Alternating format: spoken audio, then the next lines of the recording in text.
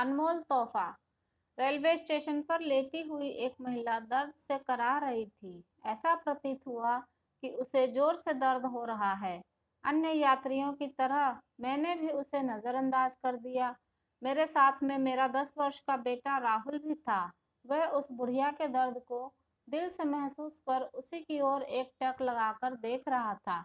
पापा, ये बुढ़िया क्यों चिल्ला रही है? इसे क्या परेशानी है? राहुल ने मुझसे पूछा और तब मैंने जवाब दिया, बेटा, इसे कहीं दर्द हो रहा होगा या फिर इसे कोई दूसरी तकलीफ होगी। राहुल फिर बोला, पापा, गाड़ी तो 1 घंटा लेट है। और मैंने हाँ में जवाब दिया। ये तो बहुत कमजोर हो गई है बेचारी, दर्द से कितना चिल्ला रही है। पापा, क्यों ना हम इसे दवाई दिला दें? राहुल ने जब मुझसे कहा तो मैंने उसे समझाते हुए कहा, बेटा, हम इसे दवाई क्यों दिलाएं? हम तो इसे जानते तक नहीं हैं। और देखो कितनी गंदी है, लगता है कई दिनों से नहाई भी नहीं है। कोई देखेगा तो हमारा मजाक बनाएगा। पापा, आप ही तो कहते हैं कि गरीबों और असहायों की जो मदद करता है तो भगवान उससे खुश रहते हैं। इसलिए हमेशा दूसरों की सहायता के लिए तैयार रहना चाहिए। और आज आप कह रहे हैं कि कोई देखेगा तो क्या कहेगा, हमारा मजाक बनाएगा। मेरी समझ से दूसरों की सहायता करने पर हमारा मजाक कोई नहीं बनाएगा। और अगर कोई बनाता है तो बनाने दो, हमें अपने काम पर ध्यान देना चाहिए। ऐसा आप और माँ दोनों कहते हैं, परंतु आज आप। राहुल ने मुझे उल्टा समझाते हुए कहा। मैंने फिर कहा, बेटा, वह नाटक कर रही है, इसे कहीं दर्द नहीं हो रहा है। मैं ऐसी औरतों को अच्छे से जानता हूँ। नहीं पापा, ये नाटक नहीं कर रही है, मैं जाकर देखता हूँ। इतना कहकर राहुल दौड़कर बुढ़िया के पास जाकर फिर बोला, पापा जल्दी आओ, देखो इन्हें कितनी तेज बुखार है। मैंने जानबूझकर अनसुना कर दिया, परंतु राहुल के बार बार बुलाने पर मैं उसके पास गया और देखा कि बुढ़िया काफी गंदी है और बुखार की तपन से कराह रही है। पापा, चलो इन्हें दवाई दिलाकर आते हैं। राहुल ने फिर मुझसे एक उम्मीद भरी नजर से देखकर कहा। मैंने भी जोश में आकर कह दिया, चलो चलते हैं। इतना कहने पर राहुल के चेहरे पर खुशी की झलक दिखाई देने लगी, जो कि कुछ समय पहले नहीं थी।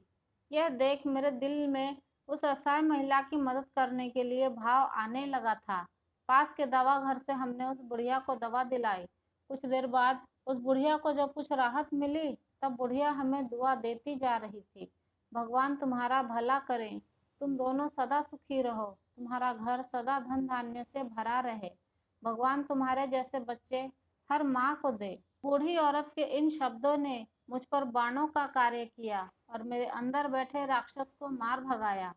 उसकी मदद करने का मुझे राहुल व खुद पर गर्व महसूस हो रहा था।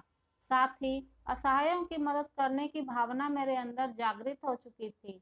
जब हम रेलवे स्टेशन पर पहुंचे तो वहां पर उपस्थित यात्रियों ने भी हम दोनों को दुआ देना शुरू कर दिया।